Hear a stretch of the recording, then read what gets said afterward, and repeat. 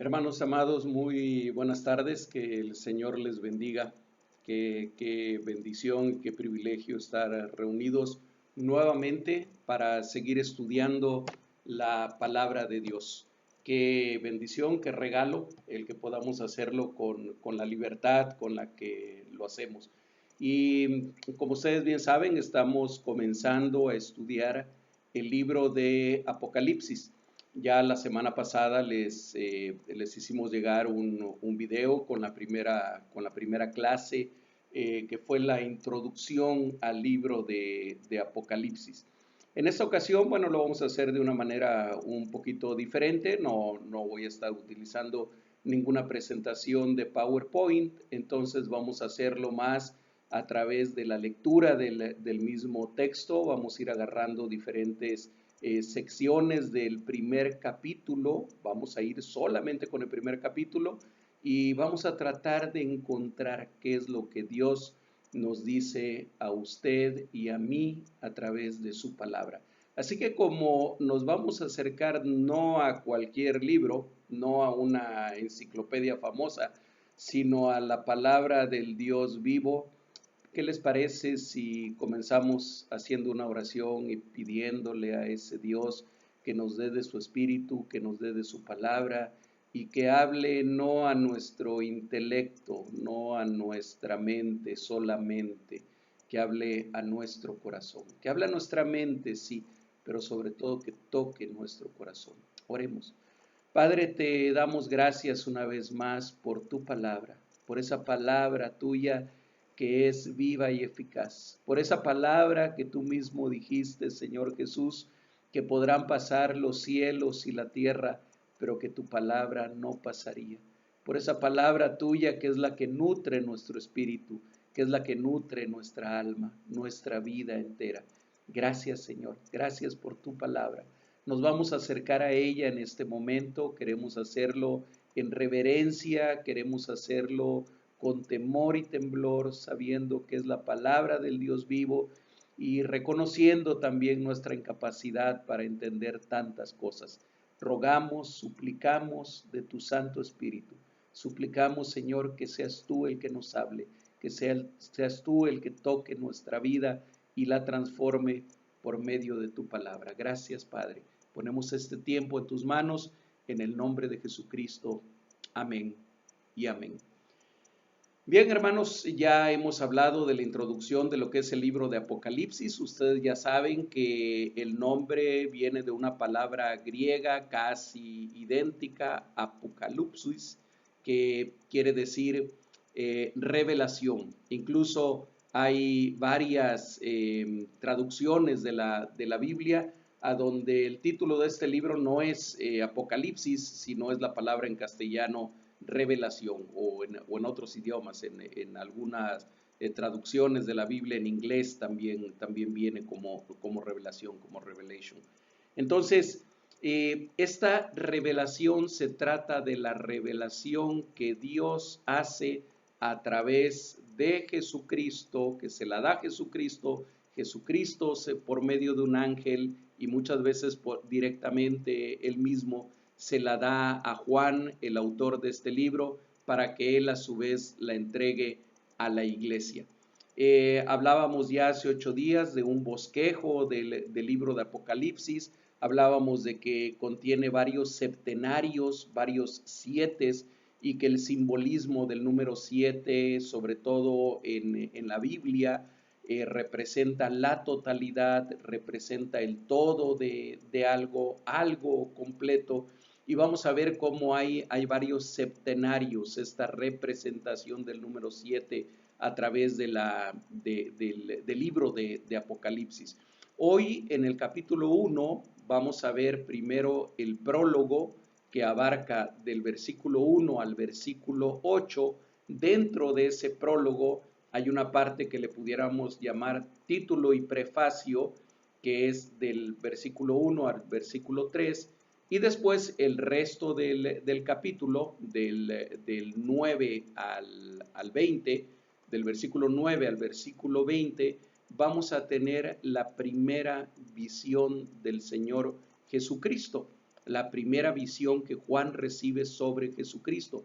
Recuerden también, quisiera antes de comenzar a leer el texto, que recordaran que el Apocalipsis, más que ser un libro de historia futura, más que ser un libro de simbolismos para que nosotros nos podamos entretener encontrando el significado de esos simbolismos, es un mandato profético que espera ser obedecido por aquellos que lo escuchan, por aquellos que lo leen.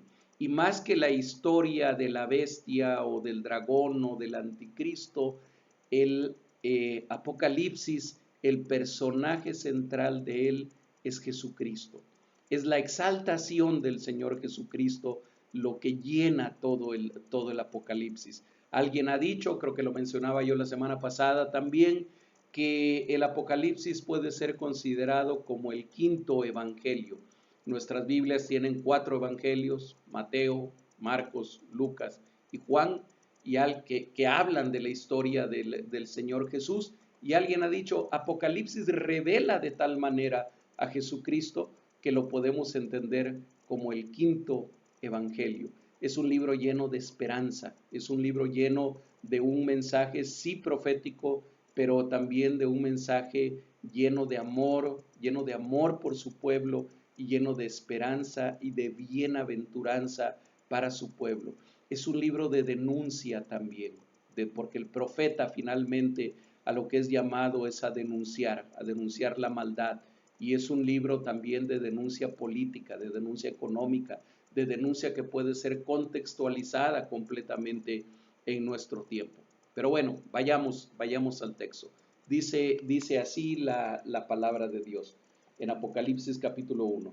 La revelación de Jesucristo que Dios le dio para manifestar a sus siervos las cosas que deben suceder pronto, y la declaró enviándola por medio de su ángel a su siervo Juan, que ha dado testimonio de la palabra de Dios y del testimonio de Jesucristo y de todas las cosas que ha visto.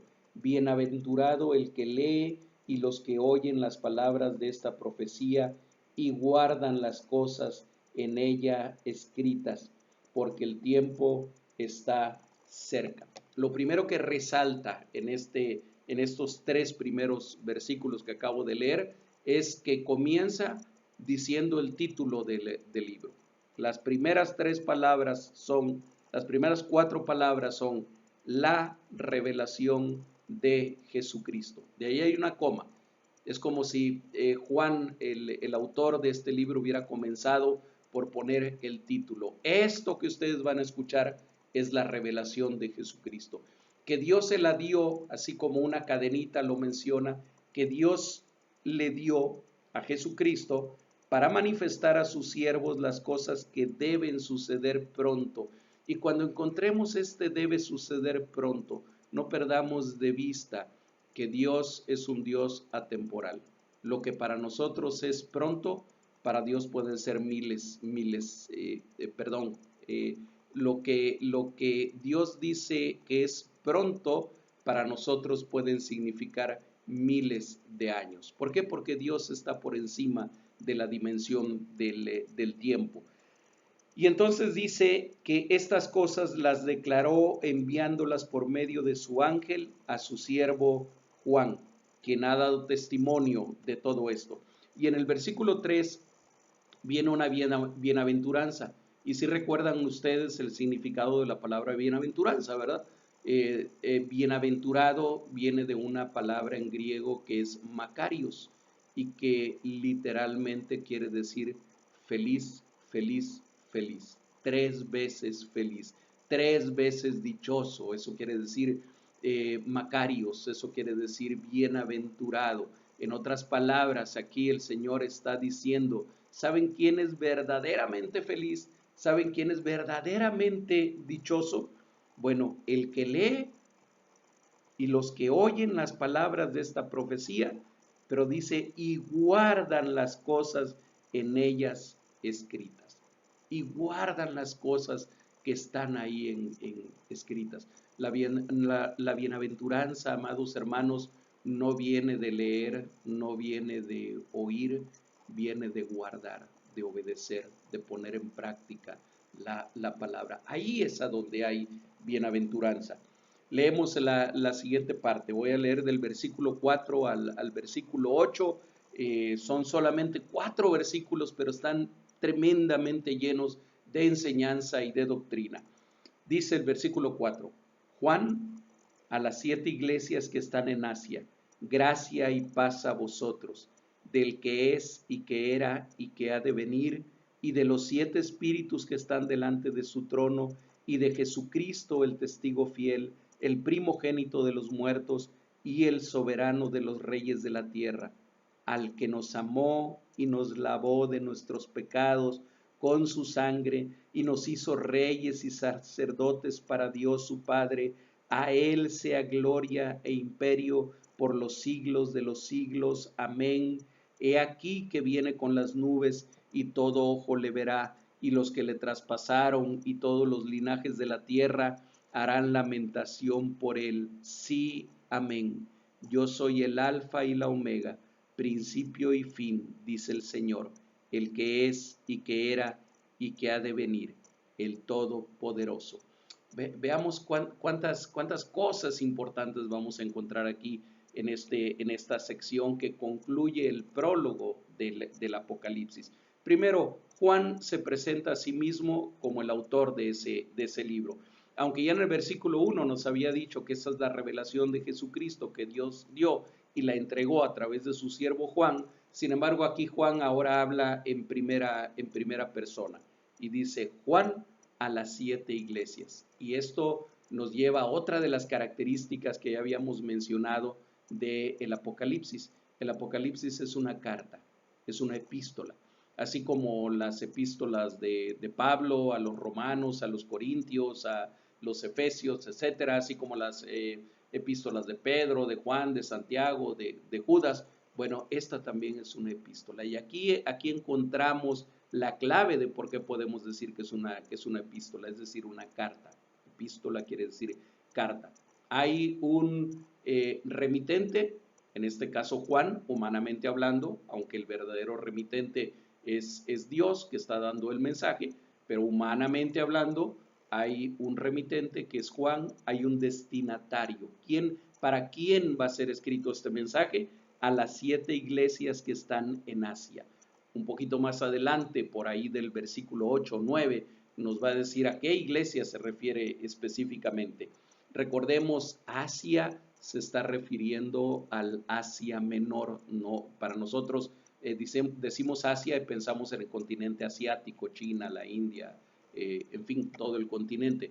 Recordemos que aquí el Asia Menor, lo que se conocía como Asia Menor, era una provincia del Imperio Romano, que por estar seguramente en la entrada de lo que después se conocería como continente asiático, era conocida como Asia Menor. ¿Saben a qué corresponde a la actualidad? Corresponde a Turquía. Es exactamente o casi exactamente corresponde con el moderno país de Turquía. Entonces, el destinatario de esta carta que va a comenzar a describir Juan son las iglesias que están en Asia. Y comienza después en el siguiente renglón del versículo 4, dando el saludo que era tradicional en ese tiempo. Gracia y paz a vosotros. Fíjense que es interesante porque aquí hay un sincretismo de dos culturas que estaban tremendamente mezcladas ya, la cultura griega y la cultura hebrea. El gracia era el saludo más griego, caris en griego. Gracia es como un deseo, así como nosotros cuando saludamos decimos buenos días o buenas tardes o buenas noches y no estamos más que expresando un deseo de que la persona a la que saludamos tenga un buen día, que el día sea bueno para él, que la tarde sea buena para él, que la noche sea buena para él. Esto también expresaba un deseo, que tengas gracia en tu vida, y gracia es que tengas favor, que tengas cosas buenas. Era muy griego este saludo. Paz es shalom, y es el saludo que hasta la actualidad todavía los judíos y sobre todo los judíos ortodoxos utilizan, shalom, una palabra hebrea con una tremenda profundidad que podemos traducir como paz, pero que significa mucho más que paz. Entonces comienza Juan esta carta saludando y les dice gracia y paz a vosotros. Pero aquí viene algo tremendamente importante. Este saludo no es el de Juan, no es el del autor. Y él enseguida dice de parte de quién los está saludando con gracia y paz. Dice, primero, miren, va a decir tres cosas y aquí vamos a encontrar otra vez a la Trinidad revelada en la Escritura. Dice, del que es y que era y que ha de venir. Dice un autor de un comentario del Apocalipsis que en el lenguaje original en griego traduce un tiempo verbal que probablemente en el español no lo podemos traducir porque sonaría mal, y que a su vez está tratando de traducir esa misma expresión en hebreo, tal y como aparece en el Antiguo Testamento, y que tendríamos que traducirlo al español como el siendo. Como el siendo sonaría muy mal gramaticalmente hablando en español. Entonces, bueno, lo han traducido como el del que es y que era y que ha de venir. En otras palabras, el que era en el pasado, el que es en el presente y el que ha de venir, es decir, el que ha de ser en el futuro. ¿De quién está hablando? Está hablando de Dios y dentro de la Trinidad, a quien más identificamos como Dios es al Padre, ¿verdad? Entonces, aquí nos está presentando al Padre y está diciendo, ¿de quién viene este saludo de gracia y paz? Del que es y que era y que ha de venir. Hay una coma después y dice, y de los 7 espíritus que están delante de su trono. ¿Y quiénes serán esos 7 espíritus? Esto suena como espiritismo y para nada estamos metidos en nada de eso, Dios nos libre. Cuando dice de los 7 espíritus que están delante de su trono, aquí empezamos a encontrar esos números 7, esos septenarios, en un simbolismo que quiere decir todo o completo. Y cuando está hablando de los 7 espíritus que están delante de su trono, está hablando del Espíritu Santo, por supuesto, del Santo Consolador, del Paracleto. Entonces dice, este saludo viene también de él. ¿Y de quién más? Ya nada más nos falta uno, el Dios Hijo. Dice, y de Jesucristo. Y lo empieza a describir, el testigo fiel, el primogénito de los muertos, el soberano de los reyes de la tierra.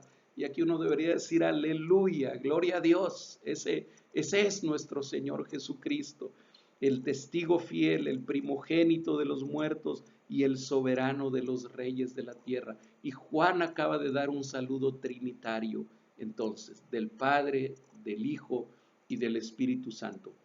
En la segunda parte del versículo 5 comienza una doxología y otra vez vamos con las palabras a lo mejor no muy comunes. Doxos en griego quiere decir honra, honor, brillo, gloria. Doxología es una parte, digamos, de la teología que estudia, que analiza la adoración a Dios. Y una doxología puede ser un poema, puede ser un canto, puede ser una prosa, pero cuya finalidad es exaltar el nombre de Dios. Y fíjense cómo comienza aquí una doxología que algunos autores dividen en 3 doxologías diferentes, porque vamos a ver que tiene como 3 énfasis diferentes, pero los 3 o las 3 doxologías centradas en Jesucristo. Y dice, al que nos amó y nos lavó de nuestros pecados con su sangre y nos hizo reyes y sacerdotes para Dios su Padre. A Él sea gloria e imperio por los siglos de los siglos. Amén. Esta es una doxología. Juan incrusta ahí esta alabanza, pero analicémosla un poquito. ¿A quién es? ¿A quién es al que queremos darle, al que sea la gloria, el imperio por los siglos de los siglos? Nada más y nada menos que al que nos amó. Y no nada más nos amó, nos lavó de nuestros pecados con su sangre. Bendito sea su nombre. Está describiendo a mi Señor Jesucristo. Pero, pero no se detiene ahí. Luego dice, y nos hizo reyes y sacerdotes para Dios su Padre. Hermanos, aquí hay una remembranza que nos lleva a Éxodo 19:6, a donde Dios a través de Moisés le está diciendo al pueblo de Israel, aquel pueblo que acaba de sacar de la tierra de Egipto, que acaba de liberar de la tierra de esclavitud, le está diciendo, y ustedes me serán una nación de sacerdotes. Y ese pueblo de Israel fue infiel, tremendamente infiel a Dios, y lo dejó y le dio la espalda. Pero ahora veamos que esto Dios se lo está diciendo a través de Juan, y se lo está diciendo a la iglesia. Nosotros, la iglesia, somos el nuevo Israel, somos el Israel espiritual, y no es que Dios haya tachado ya su pueblo sigue siendo también su pueblo, y me refiero a la nación de Israel, pero ahora somos un solo pueblo. Ahora no hay una división entre judíos y no judíos, entre judíos y gentiles. Dice el apóstol Pablo que el Señor Jesucristo derribó la barrera que había entre nosotros, la pared que nos dividía, y ha hecho de los dos un solo pueblo. Y entonces aquí nos recuerda eso, nos lleva al libro de Éxodo, cuando dice que Él, a través de Jesucristo, a través de habernos lavado con su sangre preciosa, nos hizo reyes y sacerdotes para Dios, su Padre. Y entonces termina en una alabanza: a Él sea gloria e imperio por los siglos de los siglos, es decir, por toda la eternidad. Segunda doxología, que tiene que ver con Cristo. He aquí, Él viene en las nubes, y todo ojo le verá, y los que le traspasaron y todos los linajes de la tierra harán lamentación por Él. Sí, amén. Termina otra vez en amén esta doxología, pero esta nos habla ahora de ese Jesús que viene, de ese Jesús al que estamos esperando. Y nos dice tres cosas bien importantes sobre la segunda venida del Señor Jesús. En primer lugar, Él no viene ya como el siervo sufriente, viene como el Rey poderoso, como el Rey que rige sobre todas las naciones, y por eso viene con las nubes, un símbolo de divinidad, un símbolo de la deidad. Segunda característica que nos dice de la segunda venida de Jesús, todo ojo le verá. Su segunda venida será visible para todo el mundo, no será secreta. Tercera, hay algunos para los cuales la segunda venida de Jesucristo para nosotros es un motivo de alegría, es un motivo de regocijo. Podemos decir, como dice al final de este libro, sí, ven Señor Jesús, pero no para todo el mundo es así.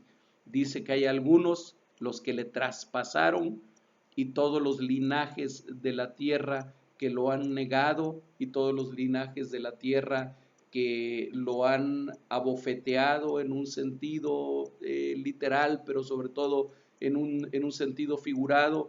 Dice, harán lamentación por él.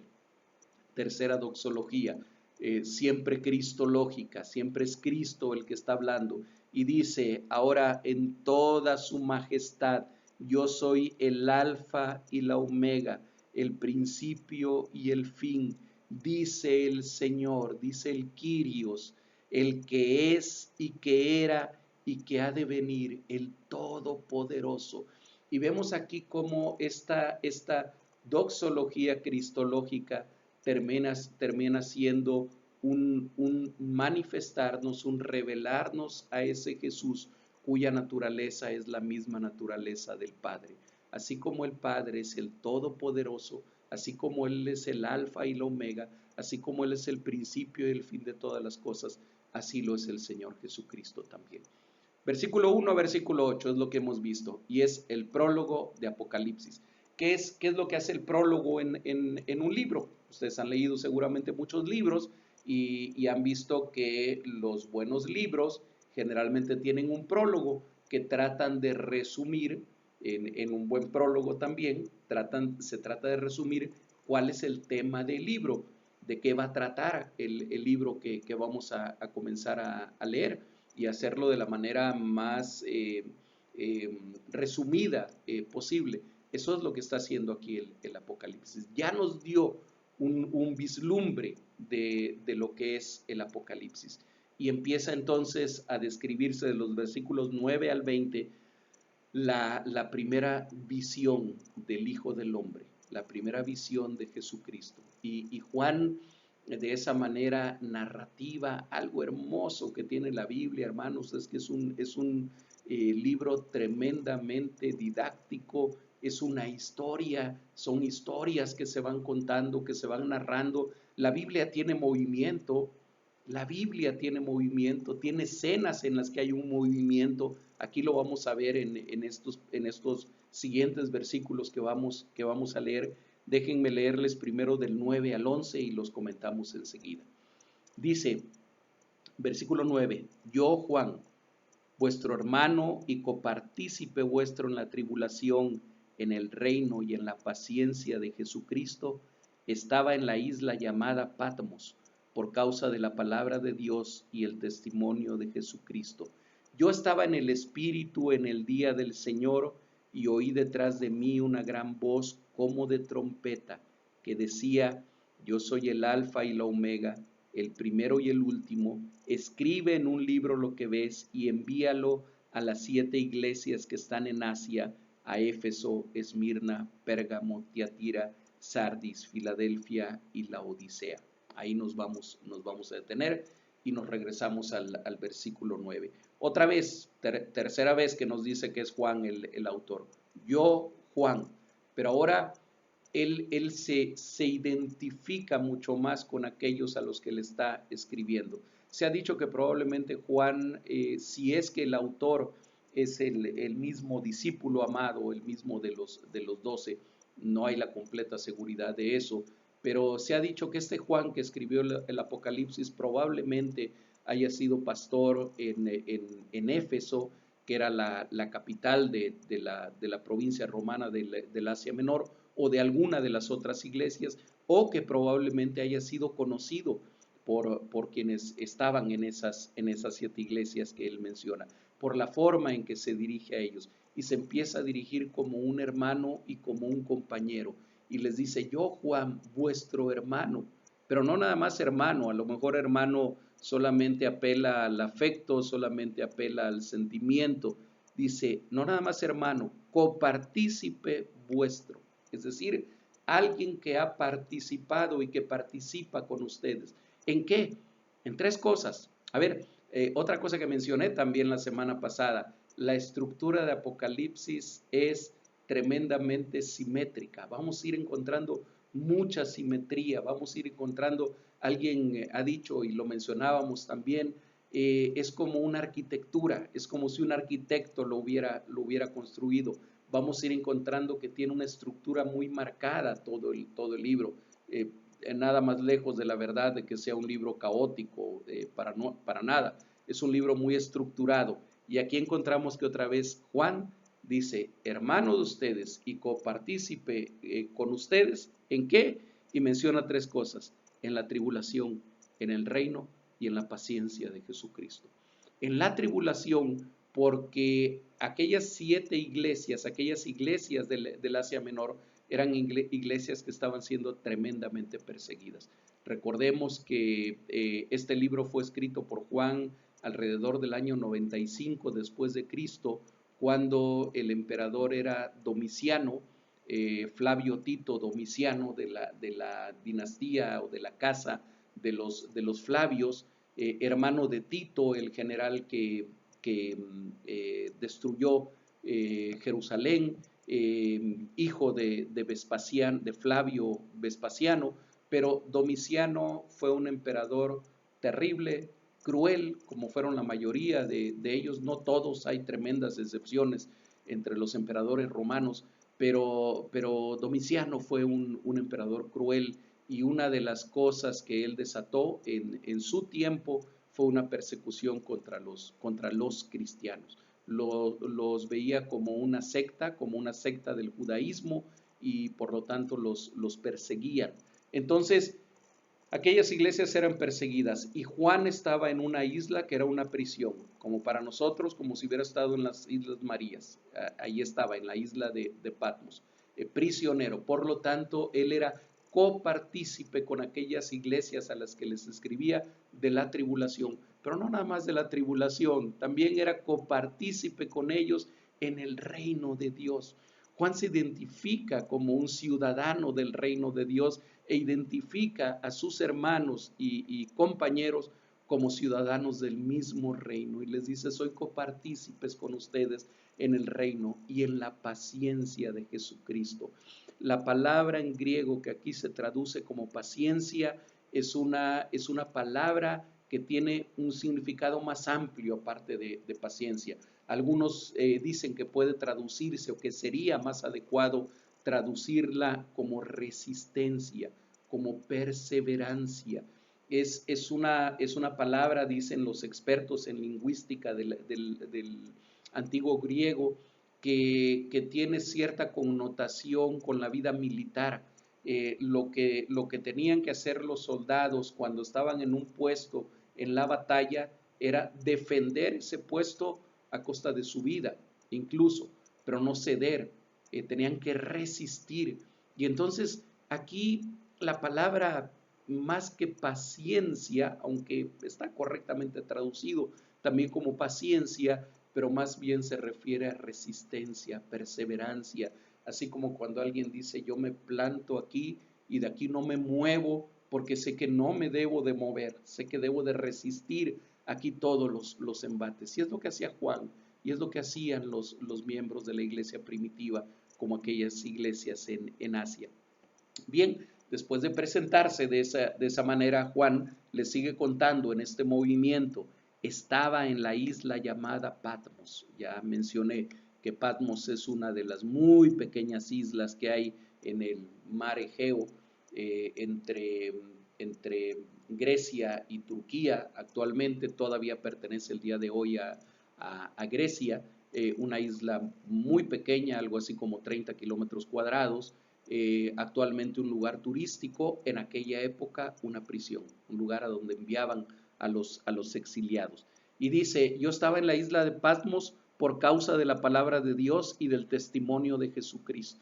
Miren, él nos describe los crímenes que él había cometido, se confiesa abiertamente haber cometido estos dos crímenes para el Imperio Romano, y él dice: estoy aquí por causa de la palabra de Dios, por causa de predicar la palabra de Dios y del testimonio de Jesucristo, por causa de dar testimonio de Jesucristo, de testificar con mi vida y con mis palabras quién es Jesús. Qué tremendo este Juan.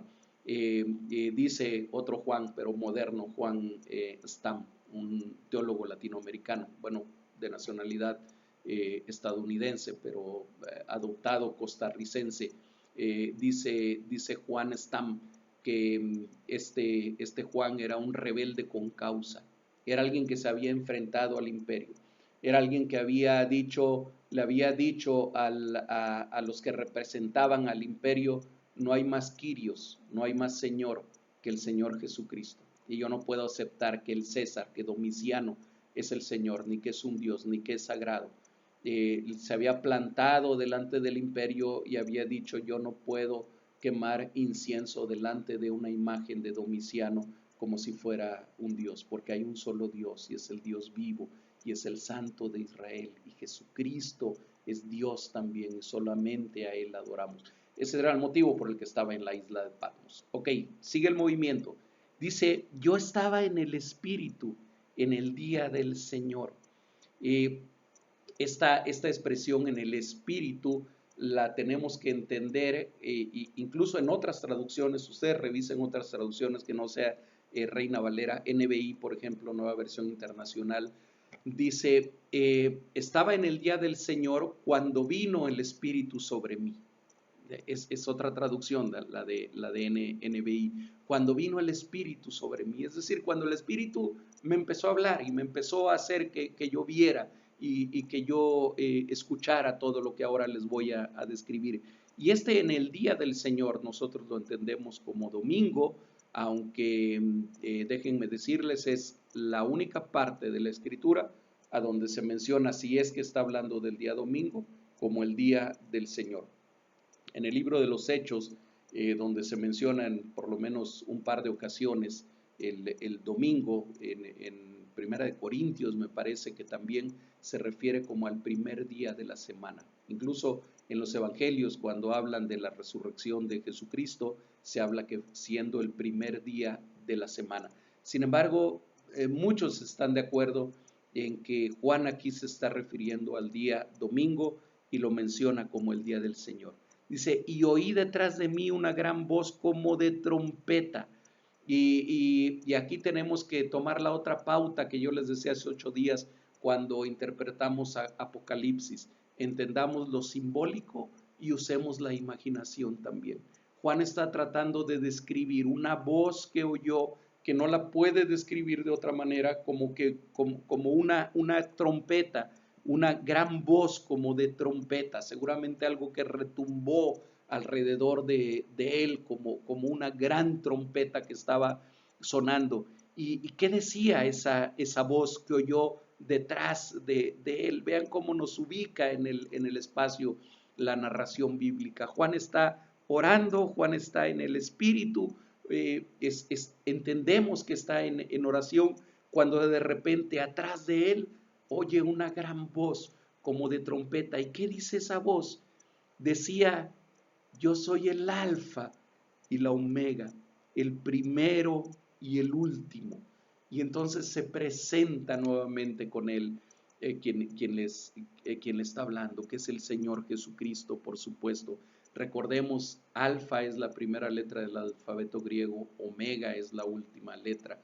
Es una forma de decir yo soy el primero y soy también el último, como lo dirá inmediatamente después.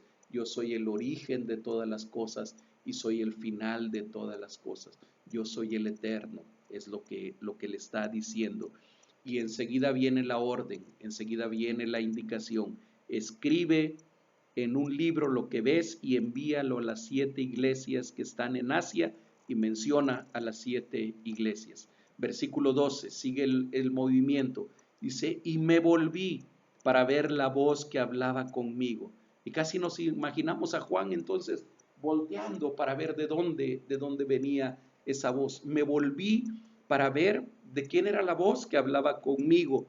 Y vuelto, y nos empieza a escribir lo que él ve.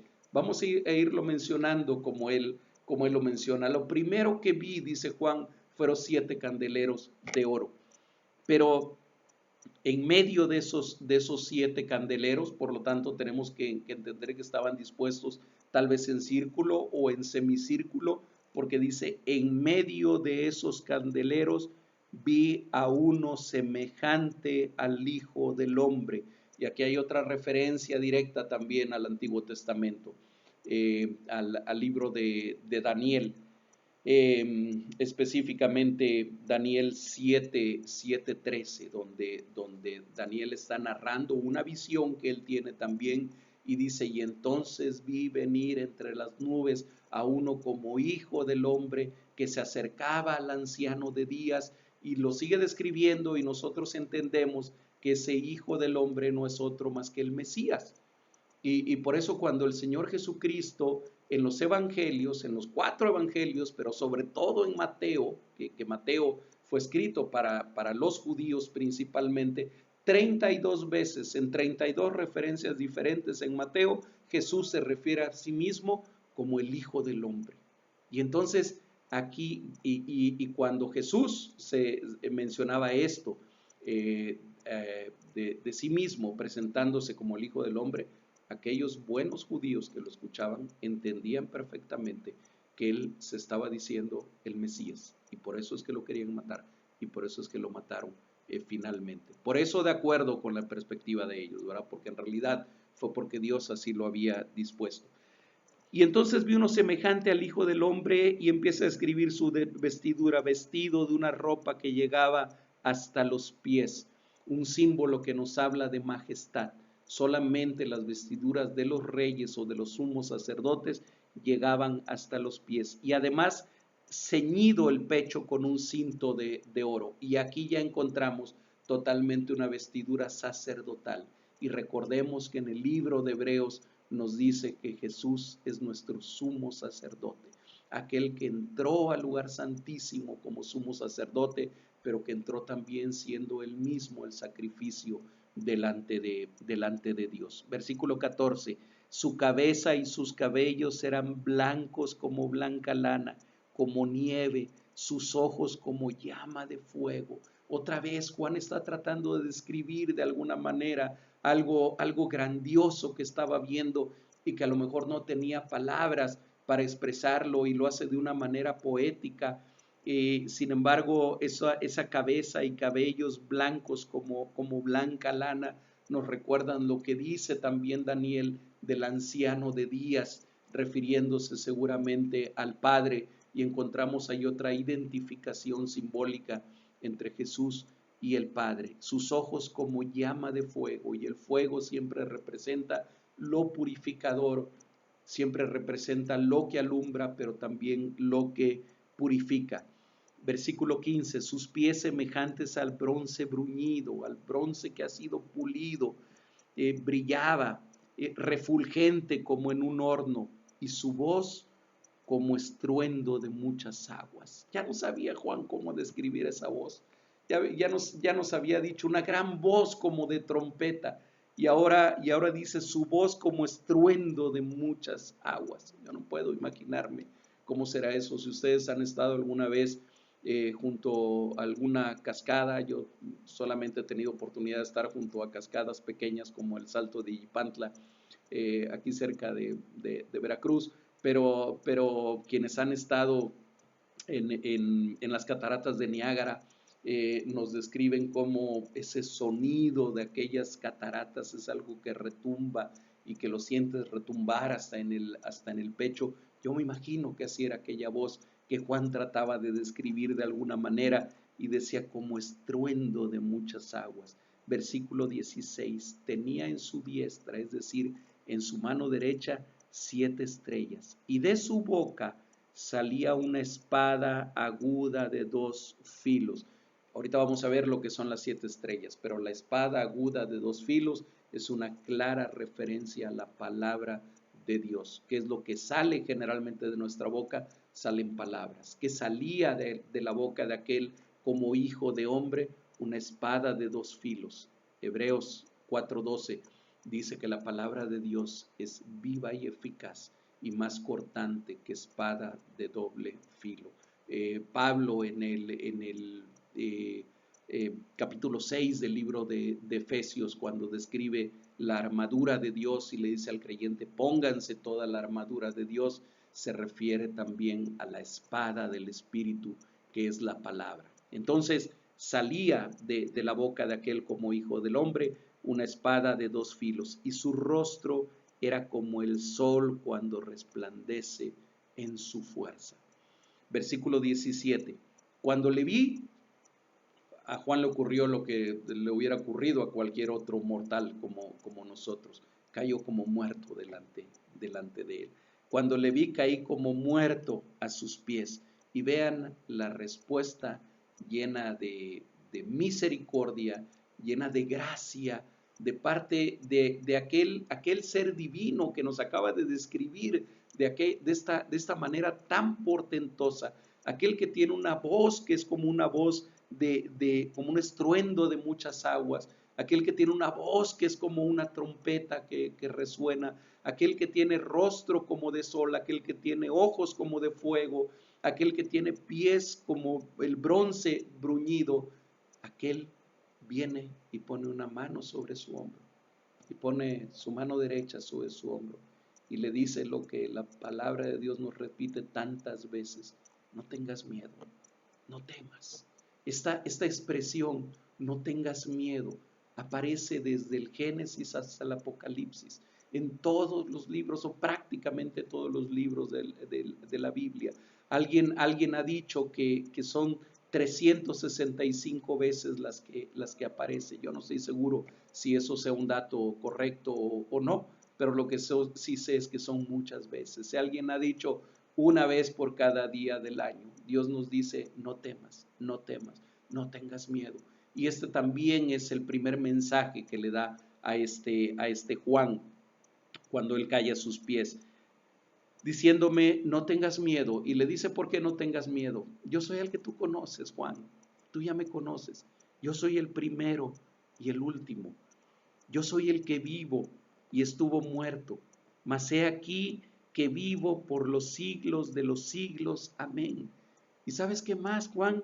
Que mira, yo tengo las llaves de la muerte y tengo las llaves del Hades. Yo soy el dador de vida y soy el dador de muerte. Ayer hablaba yo con un querido hermano en Cristo por teléfono y él me estaba narrando algo, y si de pura casualidad él me escucha, a lo mejor va a saber que estoy hablando de él, aunque él sabe que es alguien a quien amo.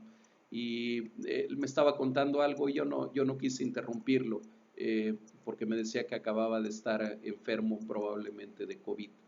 Y me decía, cuando yo me sentí terriblemente mal, dice, yo le dije al diablo, tú no me vas a llevar hoy, porque no me vas a llevar. Y bueno, esta expresión, y me quiero referir solamente a eso, porque lo tengo muy fresco ahorita en la memoria. Además me quedé con las ganas de replicarle. No lo quise hacer porque el momento no se prestaba para eso. Pero hermano, el diablo no tiene el poder para quitarte la vida. El diablo no tiene el poder para decir cuándo te vas a morir. El diablo es un enemigo vencido. Jesús lo venció en la cruz del Calvario. Y él sabe que su destino y su final está muy próximo, pero no tiene poder sobre nuestra vida, para nada. El único que tiene las llaves de la vida y de la muerte, e incluso del Hades, que es el infierno, es mi Señor Jesucristo. Es tu Señor Jesucristo.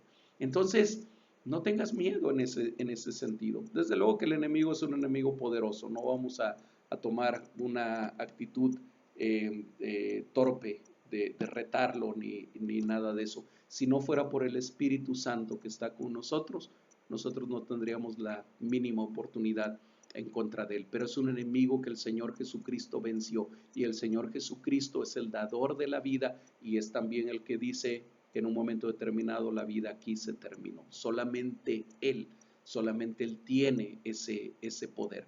Y entonces se presenta aquí de esa manera Jesús delante de Juan. Ya no tengo mucho tiempo, hermanos.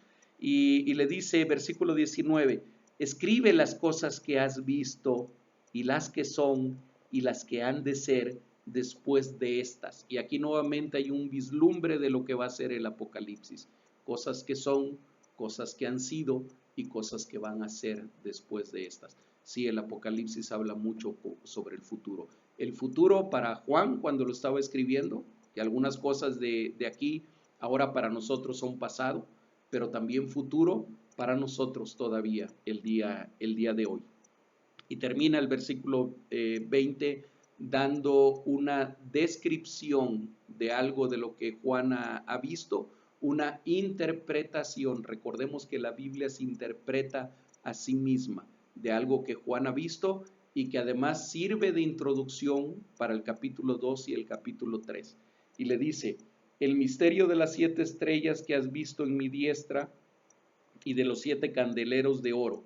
Las 7 estrellas, y aquí viene la autointerpretación, las 7 estrellas son los ángeles de las 7 iglesias, y los 7 candeleros que has visto son las 7 iglesias. Y cuando está hablando de ángeles, les digo rápidamente, no se está refiriendo a los seres celestiales, a los seres divinos. Ángel, la palabra ángel quiere decir mensajero. Y si estaba hablando de las iglesias, estaba hablando de iglesias locales, de iglesias físicas, de congregaciones que estaban en estos lugares, en Éfeso, Esmirna, Pérgamo, etcétera. Está hablando de aquellos que tenían la responsabilidad en esas iglesias locales de llevar el mensaje de la palabra de Dios, de llevar el mensaje del Evangelio de Jesucristo. Llámenles líder de iglesia, llámenles anciano de iglesia, llámenle pastor, llámenle ministro, llámenle reverendo, como a ustedes les sea más cómodo, pero es aquellos que están enfrente de la iglesia. A esos representaban las 7 estrellas. ¿Y por qué 7? Ya lo mencionamos, que 7 es totalidad. es algo completo. Es decir, Jesús le está diciendo, yo tengo en el puño de mi mano a la totalidad de aquellos que están sirviendo en mi iglesia. Ellos están en mi mano, están en mi diestra, y eso representan aquellas 7 estrellas. Y les dice, escríbeles a estos ángeles, escríbeles a estos mensajeros, escríbeles a estos pastores. Yo no quisiera ni pensar qué sentiría o qué sentirían algunos de mis hermanos pastores si de repente alguien les dijera, mira, te traigo una carta que te manda el Señor Jesús. Aquí te manda a decir esto, ten, léela. Bueno, eso es lo que vamos a empezar a escuchar la semana próxima en los mensajes a estas 7 iglesias. Y dice, y los 7 candeleros que has visto son las 7 iglesias. Y otra vez, 7 es totalidad, está hablando de toda la iglesia, de todo el mundo, de todas las épocas, la iglesia universal de Jesucristo, a todas las iglesias. Este mensaje es para ellas. Y vamos a ver en los capítulos 2 y 3, cuando describamos cada uno de los mensajes, cómo representan a diferentes tipos de iglesias. Hermanos, hasta aquí llega el capítulo 1.